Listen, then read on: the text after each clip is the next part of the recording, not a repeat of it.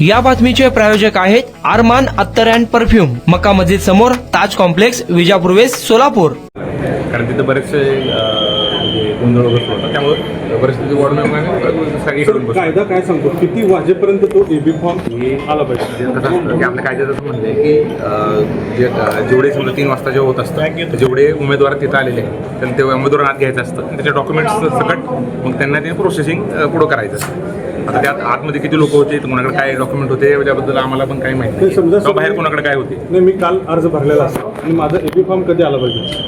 माझा एबी नाही ते सांगितले की एबी फॉर्म म्हणजे अर्ज किंवा कदाचित अर्ज आधी दाखल केला जातो एबी फॉर्म आधी 3 वाजेपर्यंत जो असतो तो वेळ आहे त्या वेळेपर्यंत आत असणं अपेक्षित आहे.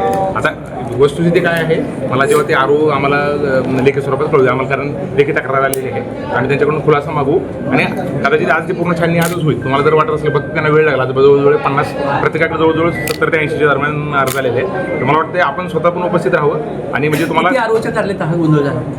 आता नाही आता सध्या आमच्या माहितीतला तो जे एक आरोप त्याच्यात संबंधित आहे. परंतु बाकी माझं तेच म्हणणे तुम्हाला मीडियाला किंवा सर्व राष्ट्रीय पक्षांना तुम्हाला जर वाटत असेल तुम्ही थांबू शकता आज, कारण आजची जी पूर्ण स्टोरी आजच करतात ते मला नंतर दिवसाच्या शेवटी ते जेवढे अर्ज आलेले असतात ते सुद्धा डिस्प्ले करतील. उमेदवार जर रांगेत उभा असेल 3 वाजल्याच्या आतमध्ये तर त्याला आत घेणं बंधनकारक आहे का? कारण अनेकांचं असं म्हणणं आहे की आम्ही 3 वाजेपर्यंत रांगेत होतो, मात्र आरोग्य दरवाजा लावून घेतला आणि बाहेर रांगेत जे लोक होते त्यांना आतमध्ये घेण्यात आले. त्याच्याबाबत तेच म्हणतो जे काय तेच म्हणतो जे काही तक्रार येईल का नाही आता ती शेवटी आपल्याकडे तिचं आतमध्ये आणि बाहेर दोन्हीकडे आपण शूटिंग ठेवलेलं आहे. जरी काय आलं असेल तर आम्ही वेटिंग तपासून आणि ते आम्हाला लेखी खुलासा देतील. समजा त्या तपासात जर योग्य नसेल तर आम्ही पण स्वतः व्हेरीफाय करू त्याच्यामध्ये काय कधी आला काय नाही आला.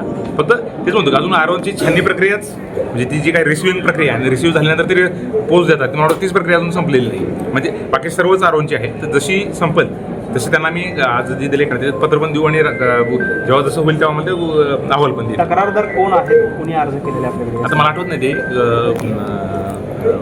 जे व्यक्ती आले होते माझ्या ऑफिसमध्ये त्यांना आम्ही पोच देण्यासाठी सांगितले. मी आज आम्ही जस्ट फॉरवर्ड करू आरोप.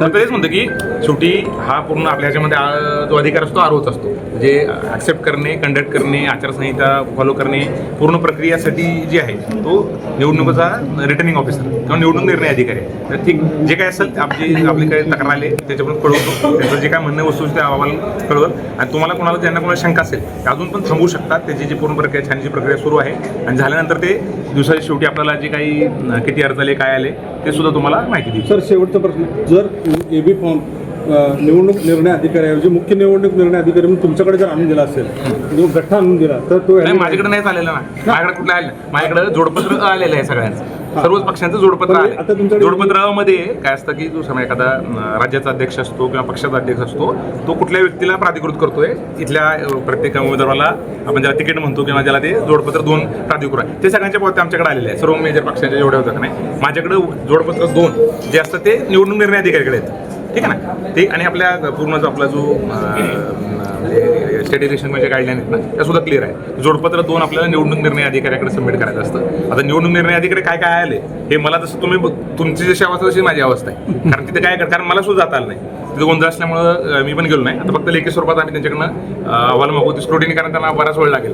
प्रत्येक आरोपडा जवळजवळ 100 अर्ज दाखल झालेले आहेत आणि ते त्यांना प्रोसेस कारण उद्याच सकाळी लवकर स्क्रुटिनी. सर गोंधळाची प्राथमिक माहिती मिळाली का? काय नेमकं कशासाठी गोंधळ झाला? नाही ते तुम्ही सांगितलं ते म्हणले ना पण ते काय ऑब्जेक्शन होतं कोण आत होतं ना ते वस्तुस्थितीचा जो अहवाल देतील त्यानंतर आपल्याला कळेल. सर छाननी आणि परवाची जे उमेदवारी अर्ज माघार घेण्याची प्रक्रिया आता उद्या मला वाटतं कुणाला गिफ्ट द्यायचं असेल तर मग चला ना अरमान अत्तर अँड परफ्यूम मध्ये.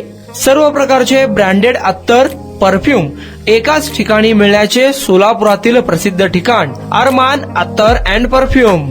Ajmal, Rasasi, Ahmed al Maghribi, Swiss Arabian यासारखे नामवंत कंपनीचे अत्तर अँड परफ्यूम मिळतील. इम्पोर्टेड गॉगल्स मध्ये पोगली, Ray Ban, LB, Ferrari, Gucci, Armani आदी नामवंत कंपनीचे गॉगल्स मिळतील. Rado, Rolex, Armani, AP, Hublot या कंपनीचे लेटेस्ट इम्पोर्टेड वॉचेस उपलब्ध.